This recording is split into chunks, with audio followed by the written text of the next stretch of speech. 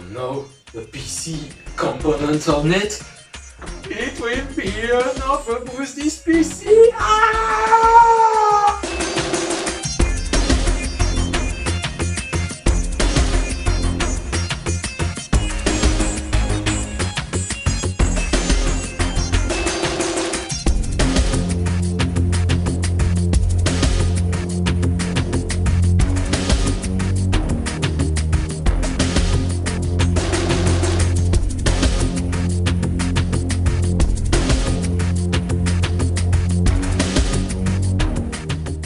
Hey everyone, Anthony here, welcome for another video. Yes, another boost this PC, this time this IBM Lenovo ThinkCenter M55.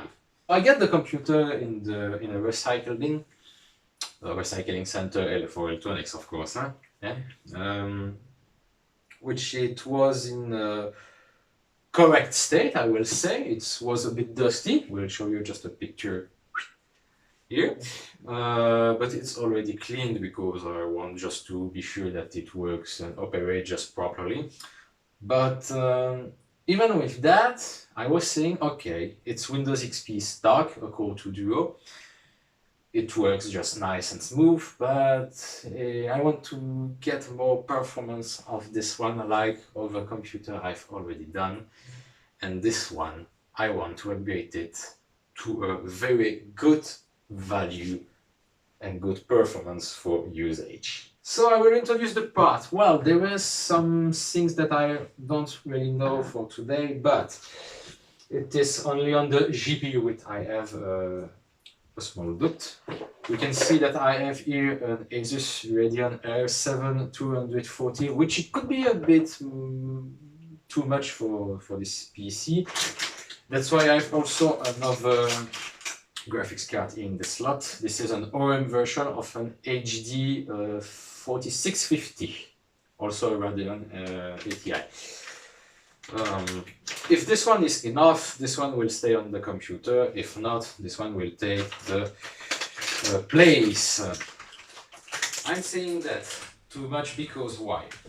We have a Core 2 Duo, which is not that bad for specification. We cannot, I think, upgrade for a Core 2 Quad, but that's not the objective of today.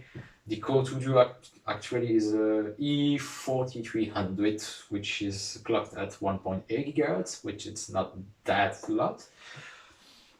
And only 1 gig of RAM with a 80 gig hard disk drive. A very low spec machine. Clearly enough Windows XP. There were some models sold with Windows Vista, probably some upgraded to Windows 7, but it's still a bit too low in terms of specification. At least I want to upgrade RAM, hard disk drive, and the GPU to get a very good performance of the machine. Also the CPU, I didn't mention it, but I want to. But there is some specificities I will tell you now. As you understand, this is not the first time I boot and try this PC. I've got and made some tests. That's why while I will unmount the computer, you will probably see there is no thermal component on the CPU. That's normal because I have to plan, like today, to change it in the near future. And even with that said, it doesn't run that hot, so it's a good point somewhere. The thing is, when I've changed the CPU, for example, I've got two CPU here on the plastic, a E4600 and a E7500. The E4600, I have no problem with that to say that it's perfectly compatible with this machine. It will boost the CPU from 1.8 GHz to 2.4, which is not that bad. It's still a dual core, but it's not that bad. It's 125% of the original speed. But we have the same cache, and it's not that the difference we will probably have, but it's still a better performance. But if I can put the AE7500 on this machine, it could be clearly better. Actually, the BIOS is the version 235, and the latest version, after a long search on the web, is the version 249, if I don't make any mistake. Then, with that said, if a BIOS update could fix the problem to not detect the CPU properly, because it's happening when I put which CPU is it? Well, it doesn't matter, the E46 or the E7500, it doesn't matter. I've got an error message, which I will show you on a picture, and the BIOS update could fix the problem. It could be totally possible because on the patch note it was saying at an intermediate version that there is an update of microcode for CPUs. That's a good news. With that said, normally I can fix this problem and don't have any issue with a newer CPU and a higher clock CPU. Maybe not the latest E7500, but at least the 4600. And with that said, got CPU improved. In terms of RAM, I have no really big problems to put 2, 3, or 4 gigs of RAMs. It will upgrade it to 4. And the hard disk drive, as you can see, is completely new. This is not a machine I will put lots of game on it. It's only a 250 gigabyte hard disk drive, but just it's brand new, so it must run just nice and smooth. And graphics life, I told on the introduction, a 4650 from a Radeon HD and a L7 240. We'll see which one is the better with this machine. Time for upgrade.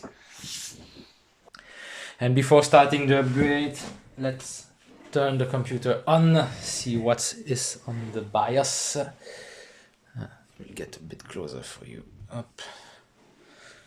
With the original spec. And we will try to see if we can make the upgrade immediately.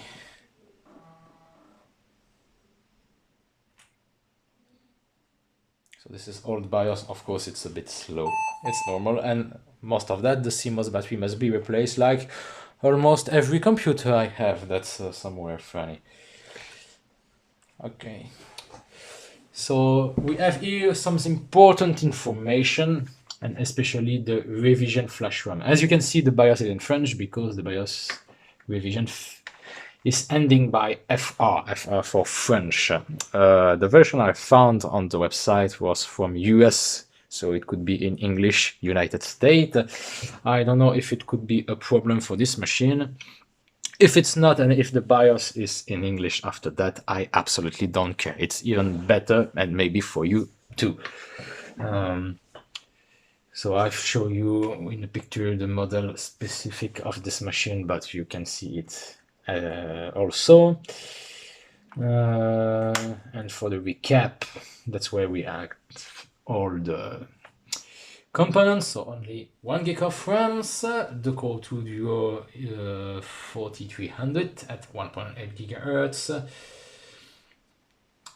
the integrated VGA BIOS, the integrated Intel directly from the chipset, and floppy drive, yes, and it will stay in place because it's funny somewhere, and the 80 gigs of hard disk drive.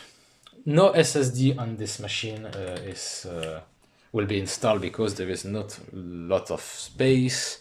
You have enough ports, but not a lot of space, and it could be unnecessary on this machine, I will say. Unnecessary. That's more or less what I want to show on this machine, because the other parts, it's only for setting up the BIOS. I need just to check the plug and play OS, because with the BIOS by default it was set to no. I will boot the Windows XP install to put the BIOS update, and we will do it before upgrading the computer. Here we go. So more thanks to still have a Windows XP that it can boot, of course. So you can see on the MS432 you still have the same character here like I've got in the BIOS. We don't need to check the FR version, but all of these except the number is the same of here. Normally this one is for US, as I said, so it need to be in English after that, but I don't care. Maybe it's only the BIOS support and the language is a port. I don't know. The file name is a bit suspicious because we have G or no JJY and not JKT.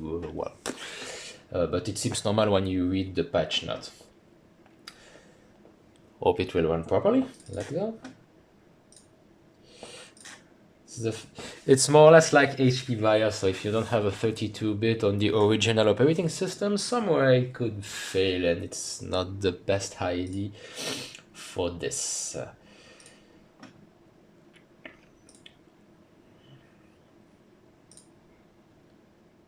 What, it's just extracting files?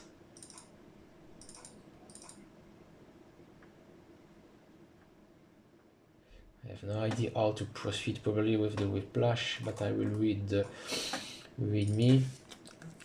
It's rare to read the readme, but somewhere it's useful, and when you're doing a BIOS update, it's an advice to doing that. Sorry for that. Just to be sure that you are not making something bad. Installing the package. Click OK. It seems that all will be automatic. Okay. JJT is the flash diskette, GKT is the binary image level. And JJY. Okay, why not? Well, it doesn't matter. I'm pretty sure it will be correct. If the BIOS is corrupt and I can't boot the machine anymore, well, the boost this PC will be, of course, cancelled. But normally the video mustn't be paused, or maybe I will try it to post to another name to say how to not flash your BIOS, for example. But anyway, okay, let's try it. Okay. Backup BIOS and flash BIOS with new setting. It's a complete utility.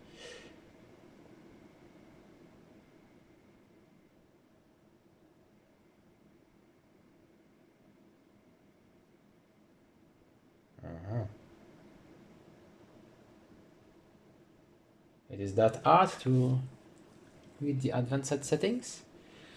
No, okay. Verify BIOS image site.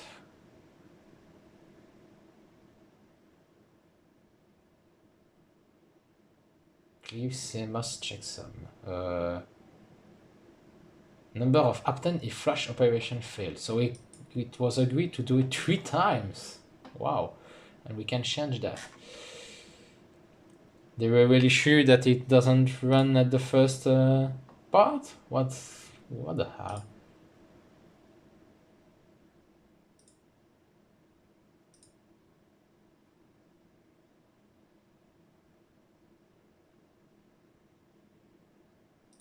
I don't have any idea of what is this. I don't have the knowledge of that, not at that point. Well, I won't change a lot of things, just verify BIOS image size. So you can only make a backup of the BIOS and a backup BIOS and flash with a new BIOS. Specify backup file name. I suppose it is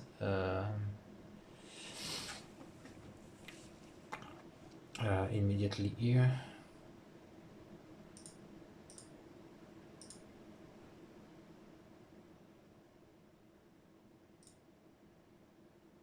Okay. And this round.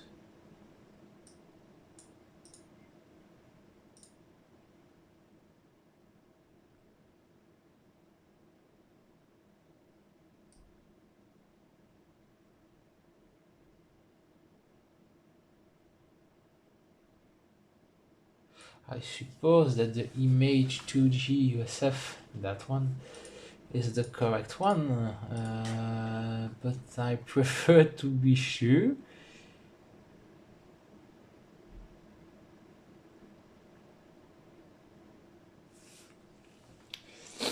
If I go to advanced settings again, flash only if BIOS version is different, flash only if BIOS version is newer than system,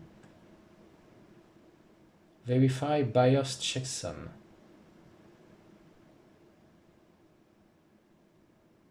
Verify BIOS part number. Well, somewhere I can't do something bad, I want to say. Let's proceed.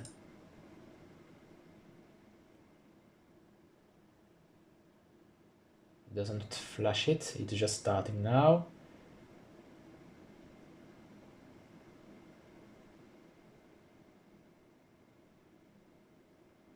If it failed, it made a backup BIOS, so still the computer is running. It's not normally a risk.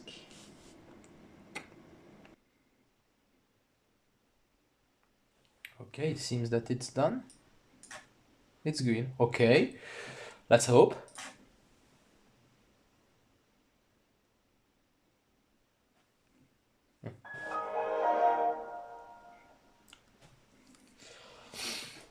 Let's check that.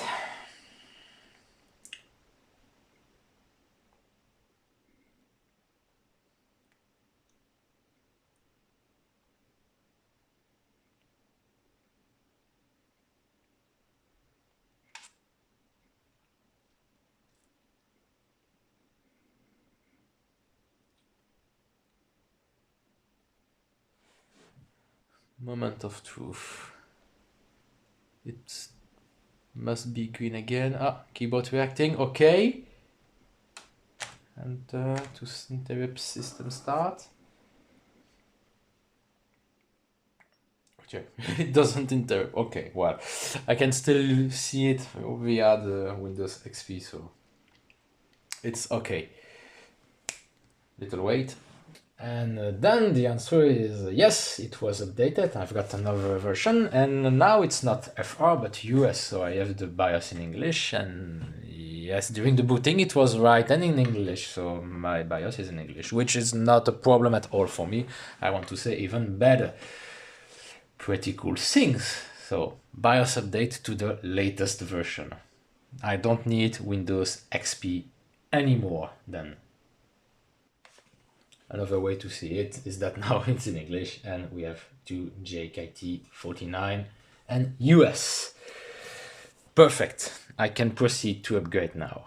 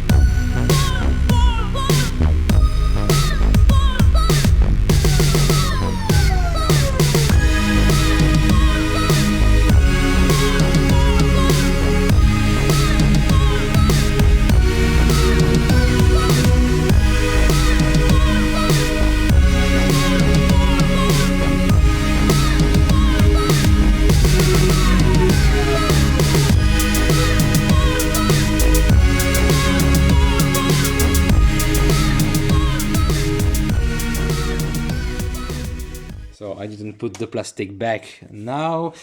Some of you have seen that I've still the high profile for the graphics card. Yes, of course, I've got the low profile one, but just to test the system and to be sure that everything is working fine, I install it like this. It's okay. At least you don't stay like this and with the case open, it's okay. And guess what? Yes, it works! And this is, as you see, the first boot of the 250 gigs hard disk drive. The very first time it turns on. Oh, it's so funny. And I've got also my 4 gigs of RAM.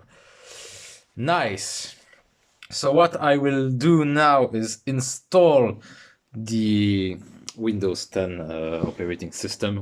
I won't install Windows 11. Okay, I've got way to install it, but it's not necessary at all. Windows 10 will be largely enough for this machine. Then after that, some games, and we are good to go. Of course, I will put the low bracket, but I won't record it. But you will see the end result in the end of the video. Of course, we will try all the games because it's better for this machine to try a game like this. Doom 3, a game from 2004. Of course, it's largely enough for a machine like this. In 1280 by 1024 max settings, an excellent average of 55 FPS. Same games for same engine like Quake 4, we have similar result. Nothing to say, it's the same engine, so with the same settings we have more or less the same average, 55.3 instead of 55.2. It's the same result. Another older game, but with graphics excellent, is Far Cry with the high preset in again 1280 by 1024. An excellent average of 81 FPS. It's just perfect to have an excellent performance for playing this absolute amazing game. To say on the same engine like Crytek, can it run Crysis? Already try it just after Far Cry, not getting to the end. Yeah, the answer is yes. You can run it with lowest preset in 1050p, so at the native resolution of the screen. We've got the average of 29 FPS. We are below 30, but for Crysis it's still a good experience to play. You can play it without any issue. The next game I've tried, it's Half-Life 2. Max settings without any issue in a native resolution of 1050p. As you can see, the average is just perfect, 128 FPS. If we can push the graphics better with the NVIDIA panels, it could be maybe an amazing view and graphics, but I don't do that here. Next game try is Wolfenstein 2009. Okay, the CPU is good, it's not the problem of the CPU, but here the GPU start to become a bit too low. So I'm in the mid-low setting in 720p. We've got a good average of 53 FPS, sorry. It's okay, you can run it, you can play it, but not as the max result. Graphics issue in this situation. Now, with the new game, Battlefield 3, I try it. I'm in the lowest setting, 800 by 600. The problem, of course, the graphics card is not that powerful, but the problem here, we are also experimenting a CPU bottleneck. As you can see, I'm almost always at 100% usage. Now, with 30 FPS, it's still playable anyway. And the last game, The Sims 4, which is below the specs recommended for playing the game, but I've got anywhere an average of 37 FPS in medium preset, 900p, not native resolution, not too low too. Now, with that said, even if we got 20 FPS, The Sims 4 doesn't need to have a lot of power to run just fluent. A quick look for the final specification of the machine. So now we have a Core 2 Duo AT46 at 2.4 GHz, 4 gigs of RAM, an ATI 4600, the 250 GB hard disk drive, and of course Windows 10. Hope you liked the video, guys. Thanks for watching it. If you like it, don't forget to leave a comment. Don't forget also to subscribe to the channel and hit the like button. And I see you in the next video.